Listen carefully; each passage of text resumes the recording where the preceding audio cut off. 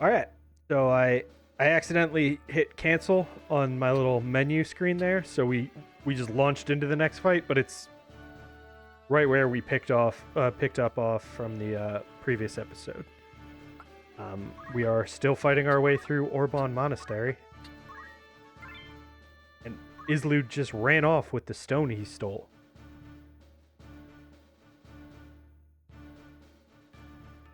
The first level of the monastery vaults. I think we're fighting our way back out now. Intense music.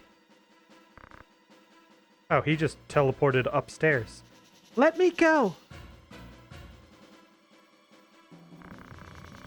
Islu, I will secure the monastery. Take the girl and go. Come on. No need to struggle. Morbo, help me! The dude who was being creepy about the Virgo stone is kidnapping me. So, Morbo Beolv is here. Do not be deceived by his youth. He is a worthy foe. Gird yourselves well for battle. And that little stumble I did over my word, I'm not scared. I'm not... Shut up. Just shut up.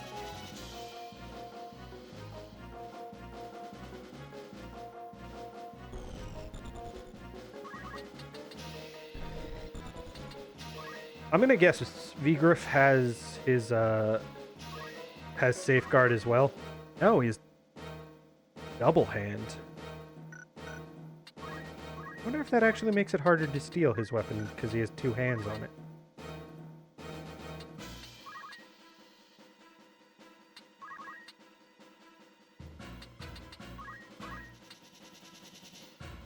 And it's definitely easier to steal his other stuff, which it did.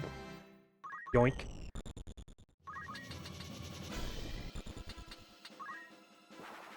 I never like these fights where there's a barrier right in the middle of the arena. Like every time it auto-rotates the camera for you. And it's like, I don't care.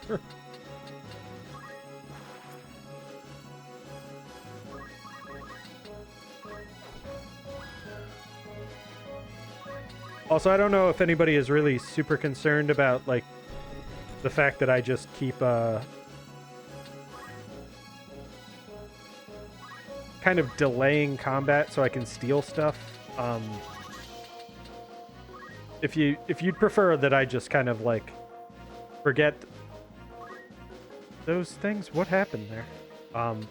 And just focus on advancing the story and finishing out the game. Feel free to say so in the comments. Man, I am stealing all your stuff, Vigriff. What are you going to do about it? I'll tell you what you're going to do about it. Not a goddamn thing.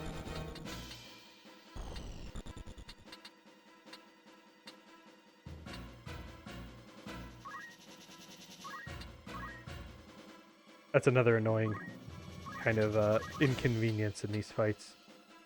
No, I jumped to... Nope. No, I did. I just regularly attacked with my Dragoon, so this is fine.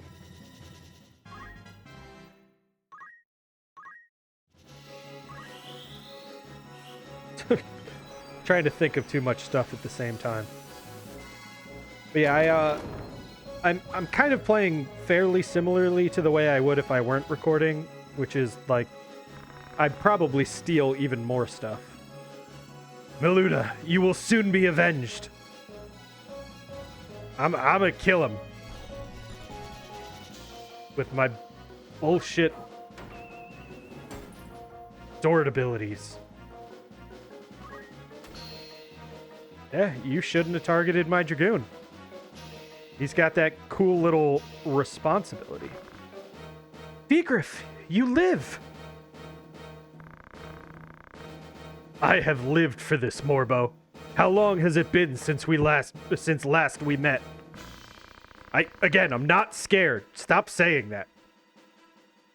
Then you were a warrior who fought to make your dream reality.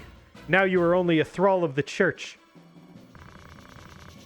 What troubled sleep have you known to speak of my dreams? No matter how sweet, a dream left unrealized must fade into day. Only with power can dreams be made real. I see the truth of it now. What good dreams without that power? You think me a thrall? So be it. Your envenomed words succor me, for at last you yield. As you must, their poison will consume you. I should also, because I have, like, everybody's speed cranked up from the leveling cycle I've been doing, we might actually miss out on conversation in fights like these, which is another reason why it's, you know, beneficial to me to steal from everybody. You get, like, the full context of the story, but again, if that's not something you're interested in seeing, feel free to leave a comment, let me know what you'd like to see from the playthrough.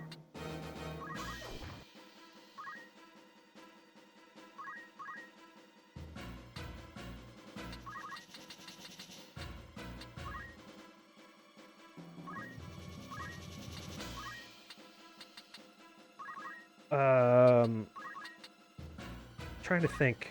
I was just saying I kind of like want him to have turns, but I don't want him to be able to do anything with his turn.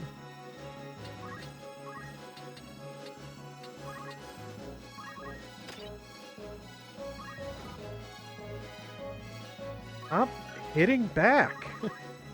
Mean. Hi there. Do you have a minute to talk about your long-distance carrier? Nope. Can't do that. Oh, I just realized what it was I'm doing. I'm glad that failed, because I'm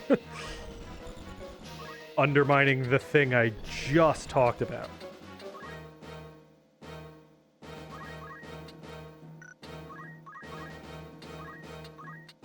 Alright. Wow. Dude, Vigriff, you have some terrible luck, dude. I'm sorry. You're just naked now? That's rough, buddy. Don't worry, I'm going to continue bullying you.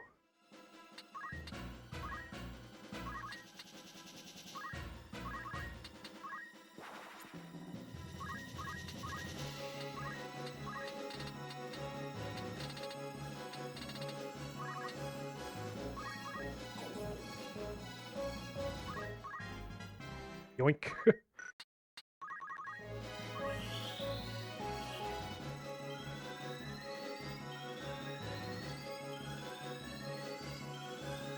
I think I'll give him another turn to speak, and then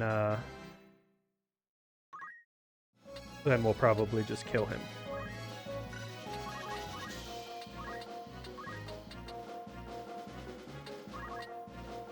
Who's a good boy, Vigriff?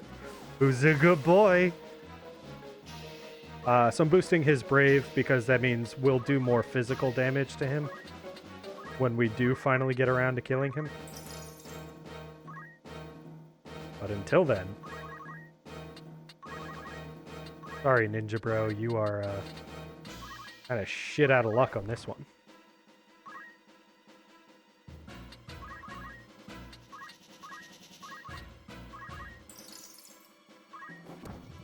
Oh no, 6 damage. Really, that is something my,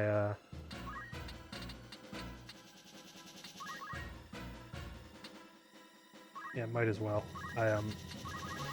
That's something my ninja can do on his turn now, is stand next to Morbo and heal the very, very minor damage I'm taking.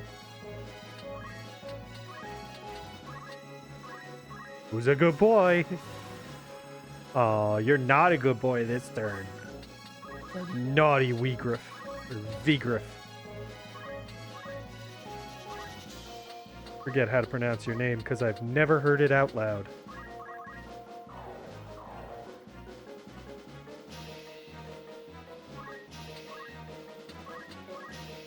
Alright, come on, Vigriff. Take a turn, buddy. Like, I know I reduced your speed and cast slow on you, but I'm blaming you for this. I've never done anything wrong. This is a you problem. There you go, buddy. Oh, you didn't even say anything. Dude, you don't have a sword. What kind of judgment blade are you doing with your bare hands? Well, I have bad news for you, buddy. You hit my white mage. Nope, wait. I gave her the healing thing. 7 turns.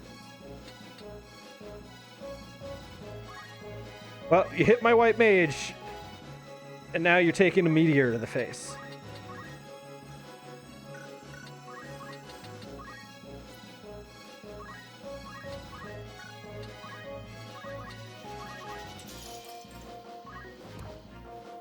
Oh no, 1 damage. I only have 996 left.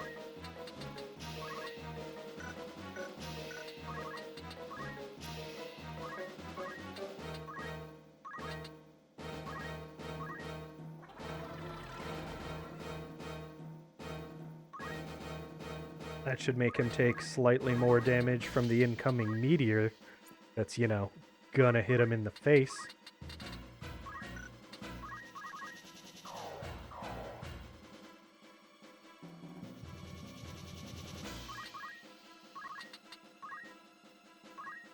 Can I do this? I don't know if this will actually work.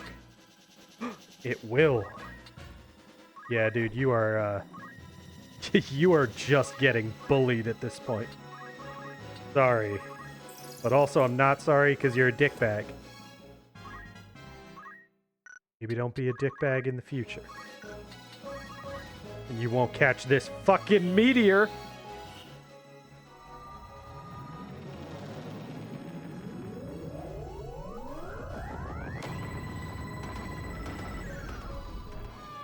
Yeah.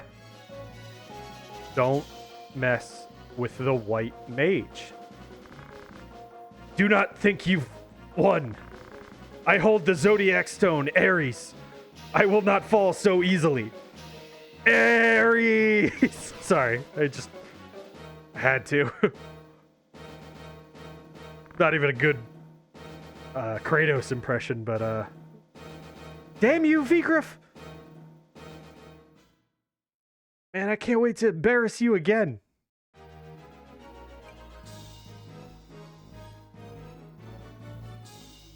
Stole all your stuff and killed your friends.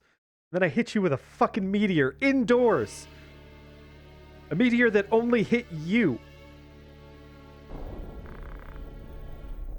Vigriff, you're wounded. I can tell by the trail of blood you're leaving as you crawl out of this monastery. Go. Do not tarry here for me. Alma! Go, Islud. Forgive me, Vigriff.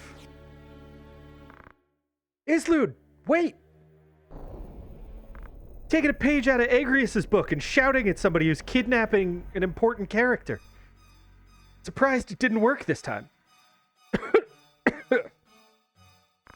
And dying fucking sucks. Is this how it ends? I have failed Maluda. Failed them all. A bitter draft. So much left undone. Also, I dropped my thing. Don't take that. That's mine. God Stonebearer, with me now do treat. The Auracite, it speaks. God Stonebearer, with me now do treat. Your spirit and my flesh as one shall merge. Life undying, yours forevermore. Is this the stone's great secret?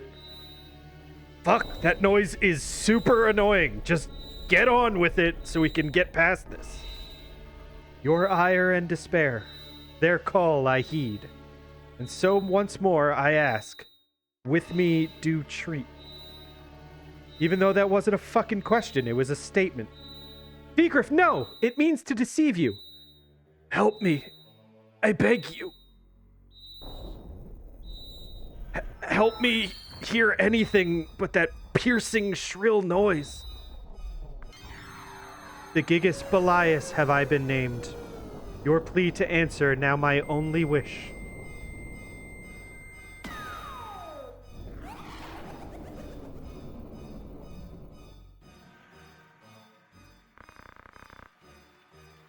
Is this the wonder of the Auracite? Morbo, check me out. I'm fucking dope, right? Vigriff? Magnificent. The power of the gods. Nay, not only power, so much more. Sights unknown I see. My mind a vessel filled with the wisdom of 1,000 years. Also, I have some extra arms and horns that I didn't used to have. Ha! You hurry towards your end. Alas, too soon. Such power! Such power! Also, I can teleport. Someday, you will not be surprised by that. Elder, what are you doing? I had to bring you this. A book? Written by a man named Germanic, one of Saint Ajora's disciples. It was lost for a great many years. Only recently did I discover it among the stacks of our reliquary beneath the monastery. It chronicles the true tale of the Zodiac Braves. No detail is omitted. Please, Elder, you'll tire yourself. I am already so very tired. Being old fucking sucks, Morbo. I have lived a life of sin. All these years I have turned a blind eye as the church rotted with corruption. With this book, you can expose their misdeeds. You can win Alma's freedom. Please, Elder. It is done. My mind is now at ease. Which is good, because my body is quitting. The rest, Morbo, depends on you. You really are the very image of Barbaneth in his youth, you know.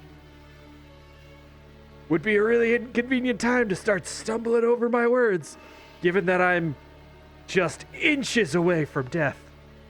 Elder Simon, no! I told you not to die, dickbag. We did it. We cleared Orbonne Monastery. I actually don't think there's really much we need to do in the way of, like, party management, so let's just head back to Dorter. Listen to these mellow grooves.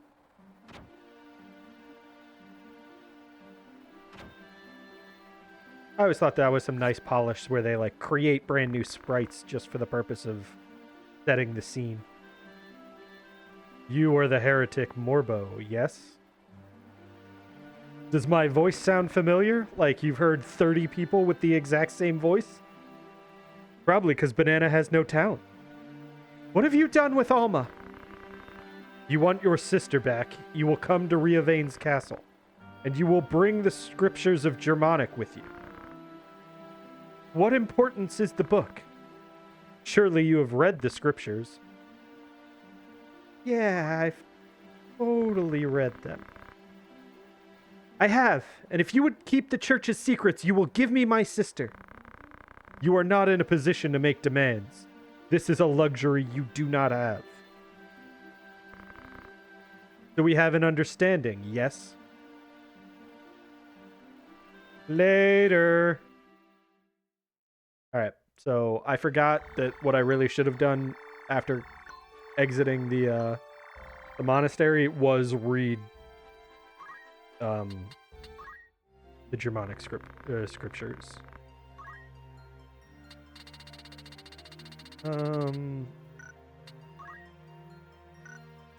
Here's artifacts.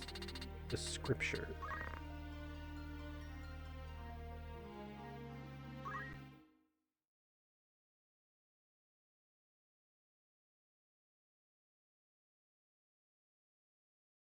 Oh, I think this is Morbo narrating. So.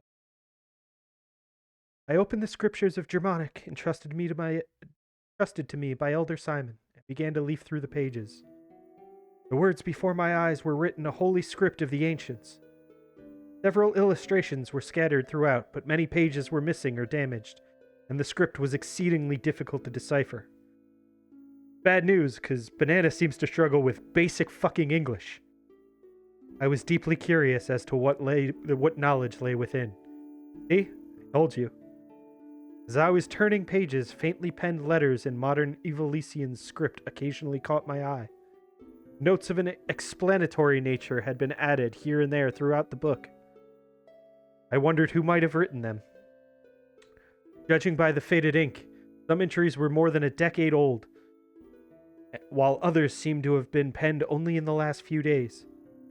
As I touched my finger to one of them, the writing smeared. The ink had yet to fully dry. Every note was written in the same hand, Elder Simon's. I suddenly realized he must have devoted a significant portion of his life to deciphering these scriptures, line by painstaking line. I relied heavily on his fragmentary notes as I continued reading. Apparently the Holy Script had been recorded by Germanic, a disciple of Saint Ajora. Germanic. The name struck a familiar chord. Half-forgotten history lessons rose unbidden in my mind. And then I remembered. Germanic was the disciple who had betrayed his master, turning him over to the Holy Edoran Empire. I think that's a Y. I was astounded that a Librum penned the same Germanic from my history lessons now rested in my very hands. I'm assuming Librum is a book?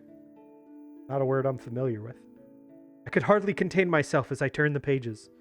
And then I was assaulted by a shock far greater than the realization that I held a priceless historical artifact.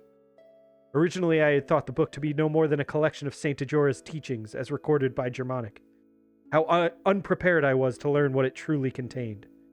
This tome served as an account of Saint Ajora's life. The Saint Ajora described within was of a considerably different nature than the man about whom we had all been taught. I had always known that Saint Ajora was no ordinary mortal. My faith in the Church of Glabados was not as profoundly complete as that of my lord brother Zalbag, yet I did believe that Saint Ajora was a child of the gods, descended from the heavens to deliver humanity from its self-inflicted chaos. Or should I say, I had believed. All I had thought immutable was shattered upon reading the scriptures. Saint Ajora's birth came in the midst of a golden age of technology, when airships yet plied the skies. He was born in Lassalia, in the city of Bervenia. Moments after his birth, he rose to his feet and approached a well. Pretty precocious for a newborn. Upon reaching its base, words of a prophecy poured forth from his infant lips. A calamity shall soon befall this well. Seal it up at once, that none may drink of it. Some days later, the Black Death visited the town of Bervenia, and all those who drank the well's tainted water succumbed to the plague and perished. Only those families who had heeded the prophetic words of Saint Ajora were spared from death and malady. Weird that the correct choice was to heed the wisdom of a newborn infant. After the incident with the well, the people came to revere Saint Ajora as a portent of miracle and a child of the gods. But it was not until he reached the age of 20 that Saint Ajora would become the savior of Ivalice and take his place among the gods in paradise. Ivalice was not always united as it is today. Long ago, the realm was divided into 7 kingdoms: Bovahem, Lionel, Limbury, Lassalia, Gallion, Zeltenia, and Milan. Each warred with the others in a never-ending struggle to expand its own territory.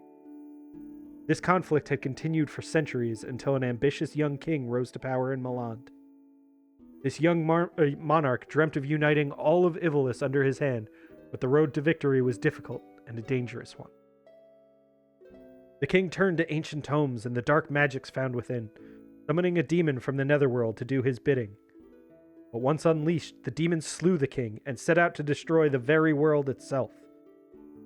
If this sounds familiar, it's because we've read pieces of this before. To combat this monstrosity, a great hero set out on a quest. Together with his 12 disciples, he collected the Zodiac Stones that had been scattered throughout the world, and the Zodiac Braves were born again. The Zodiac Braves soon defeated the creature's minions and banished the demon back to its infernal plane, for this becoming known as the saviors of the world. The story is now a well-known legend. The Zodiac Braves have since appeared whenever the world's balanced on the brink of catastrophe, only to vanish just as quickly once the crisis has been averted.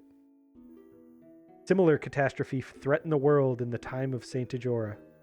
The king of Limbury summoned a demon in hopes of seizing control of all of Ivalice, and once again plunged the world into chaos.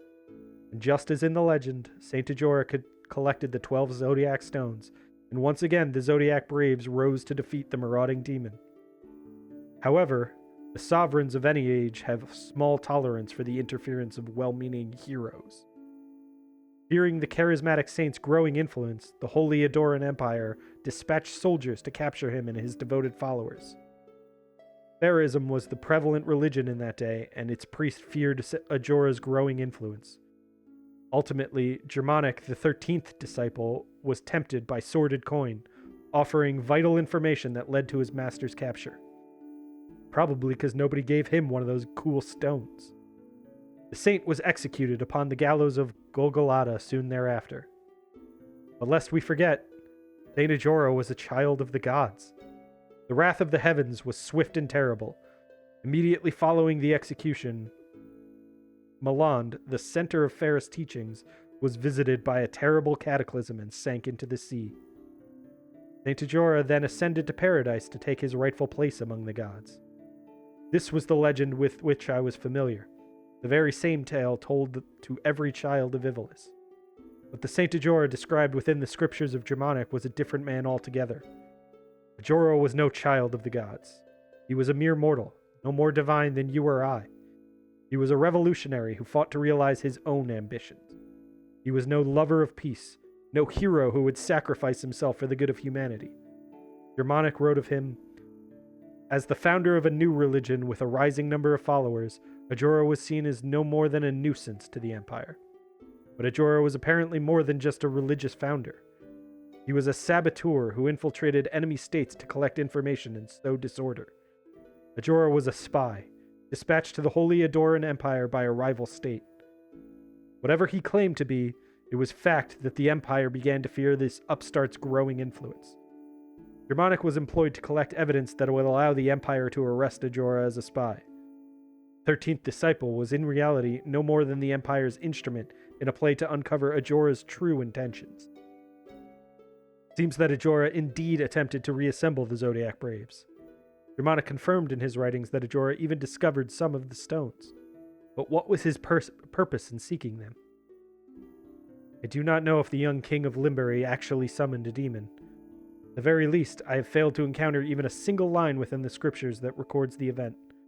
Yet catastrophe did indeed befall Malande at the time of Ajora's death. According to the scriptures, the bulk of the city sank into the sea. The footnotes provided further enlightenment. They expressed a different view, no doubt the personal opinion of Elder Simon. Although many spoke of their existence, none had ever set eyes upon the scriptures of Germanic. Some might say they are fraudulent, written with the sole purpose of discrediting Saint Ajora, but I know this tome to be authentic. When I served as an inquisitor for the church, many others in the Holy Office feared the existence of this work, and the same is no doubt true for the High Confessor. They were all fearful of these writings, for everything contained within them is fact. After Saint Ajora's death, the church, which had capitalized on his considerable influence to seize power for itself, had only one task: to conceal his true nature as a human being. This one fact had to be erased from the annals of history. They needed to ensure that Saint Ajora be remembered as a child of the gods. Their use of the Zodiac Braves, a legend believed throughout Ivalice, was a stroke of genius. It was a simple feat to convince the people that Saint Ajora had led the Zodiac Braves to defeat a demon that never existed.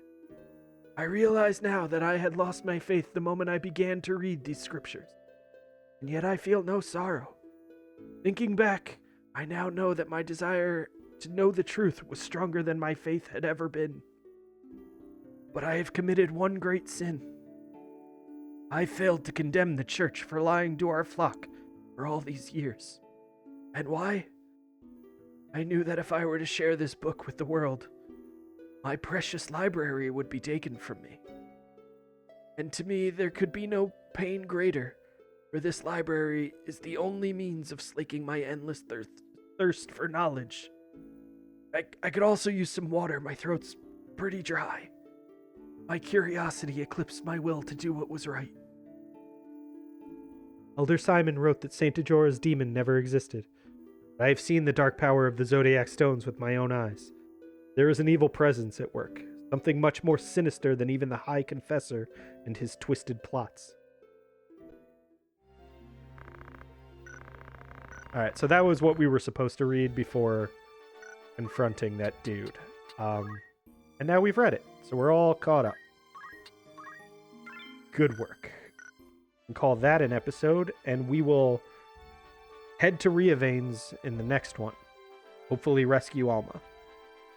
I will see you guys then. Thanks for hanging out with me.